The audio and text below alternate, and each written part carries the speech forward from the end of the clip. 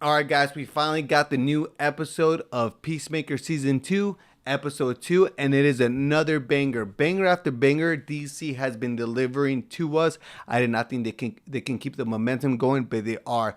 This episode is full of laughter, it's full of good action, and it's also full of heart as well. But before we get started with the spoiler review, I'm not review, but recap of this episode, don't forget to like the subscribe button and make sure you guys turn on the notifications so you guys do not miss a beat on any movie news. This episode immediately picks up after the chaotic season 2 premiere. Chris Smith's Peacemaker is confronted with the aftermath of killing his alternate universe double, pretty much in a surreal multiverse entanglement. Now he faces the grim task of cleaning up the mess. The opening scene, we see Peacemaker trying to put the other Peacemaker from the other dimension body away in a metal cabinet, and he just keeps rolling out, and rolling out. He's trying to put him back in, keeps falling out, and he eventually gets frustrated, which it is super funny. It kicks off a pretty funny joke, and then we also see the Peacemaker that is dead face, and his face just looks pretty funny.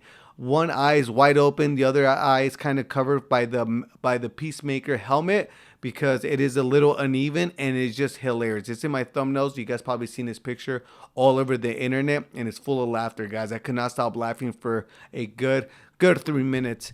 Then it kicks off 8 months prior to the show. Economos shows Rick Flag Sr. around Argus' office. We see Flag Sr. on TV getting sworn into the U.S. office, taking over Amanda Waller's job, which is director of Argus. If you guys don't know, Argus stands for Advanced Research Group of the United States. They specialize in research defense of metahumans. But I personally think in the DCU, it's more of metahuman defense of the United States. That's how they treat him more of.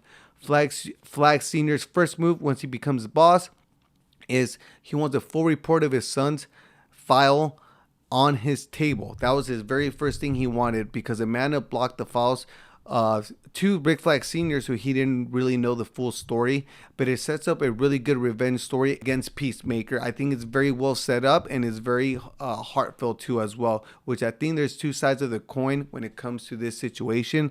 But I think Peacemaker does genuinely feel bad. We do see it in the past episode. But if I was Rick Flag Sr., I would 100% want 100% full revenge against Peacemaker. Because at the end of the day, someone came and killed my son. No matter the situation was, I'm gonna come back and give you guys some of my wrath for sure. We got Chris. Peacemaker calls up Adrian Chase Vigilante to assist him with disposing the other Peacemaker from the other dimension. The scene plays a black comedy to a la Breaking Bad. They chop up the body, they burn it up in the back while the music is playing in the background. And then eventually that's how they get rid of the body. But I think there's going to be repercussions with that in the later episodes of this season as well. We're introduced to one of my new favorite characters, Langston Fleury, portrayed by Mr. Tin Metals himself. He is the Argus agent assigned to oversee Economos' monitoring of Peacemaker. Fleury's deadpan humor insisting he's bird blind, which sets up a really, really good scene later. At first, I did not think he's bird blind. I think he was just messing with the Economos to make him feel stupid later. But you'll see what I'm talking about later. He makes non-stop inappropriate jokes to everyone. Calls Economos ginger cool.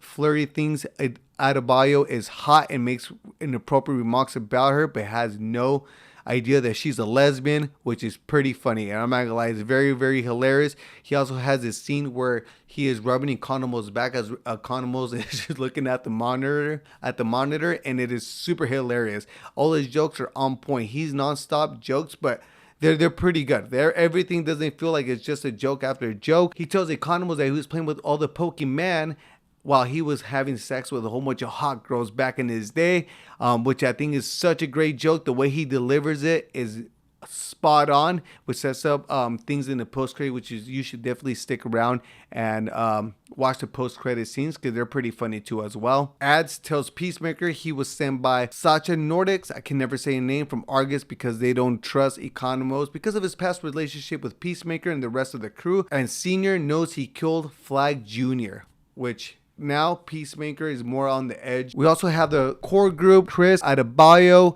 Hardcore, Economos, and Adrian come together at a rooftop gathering. They toast, but under the surface tensions bubbles. Adrian feels sidelined. Economos reveals dissatisfaction at Adebayo urges him to reclaim agency in his life. Chris attempts to reach out emotionally to Emilia, but it just does not work. It's kind of sad. He keeps getting shut off. I know they hooked up once, but I just don't think that she has a soft spot for him at all. You know, Argus knows that Chris is going to be at a gathering. They take that opportunity to go to Chris's house. Flurry dispatches a small Argus team to raid Chris's home. The team are to go inside the house to check out this portal that they keep, noticing that keeps opening every now and then in his house. They're actually a very dangerous looking group, but Flurry keeps calling them by nicknames. They are insulting nicknames that comes down to their appearance, which are super funny. I'm not going to mention all the names because I want you guys to actually watch the show and hear all the inappropriate names. Their names are hilarious. They're very inappropriate,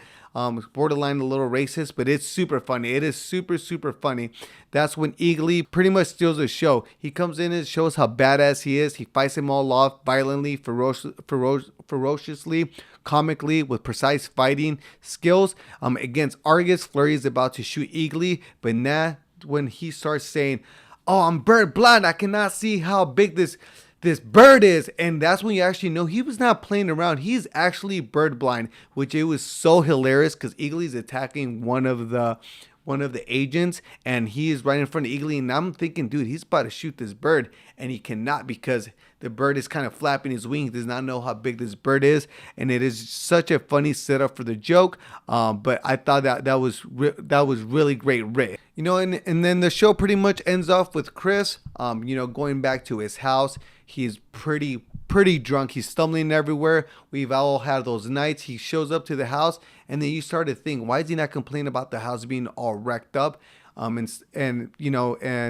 stuff like that? But he's super drunk. He thinks that Eagly just wrecked this house, kind of like how Crypto kind of wrecked the Fortress of Solitude. It's probably a thing he does every now and then, and he's pretty drunk. He doesn't really comprehend what's going on, and the Argus agents have cleaned the whole place up, so you do not see any bodies or blood. And of course, Eagly cannot talk, so he cannot tell him what really went down. He gets very depressed. He goes back and he picks up that phone that actually belonged to the other Peacemaker, and then he actually starts looking through the contacts, and he contacts Amelia, but the text does not go through it because he's in another dimension.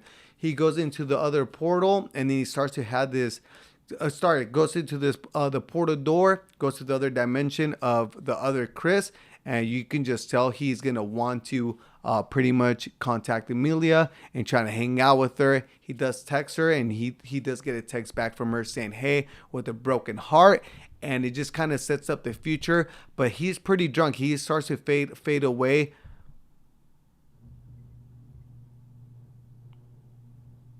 But then you hear it in the background. You hear his brother and his dad talking about they've been trying to look for him for a while, and he's probably popping pills. As you can see, maybe this Peacemaker has a little bit of a problem, and they mentioned another girl in the background that he might be with. But guys, what do you guys think about this episode? This episode was full of fun. That Eagly scene was well shot. There's a scene where he takes someone's eyeball out, and they kind of do like a still shot with the background of the moon. Beautiful episode directed. I forgot who the director is of this episode. I forgot his name, but he's the guy that directed Superbad. That's a little fun fact, and he did great. And I can't wait for the next episode, guys. I know they're gonna set up Peacemaker versus Rick Flag Sr.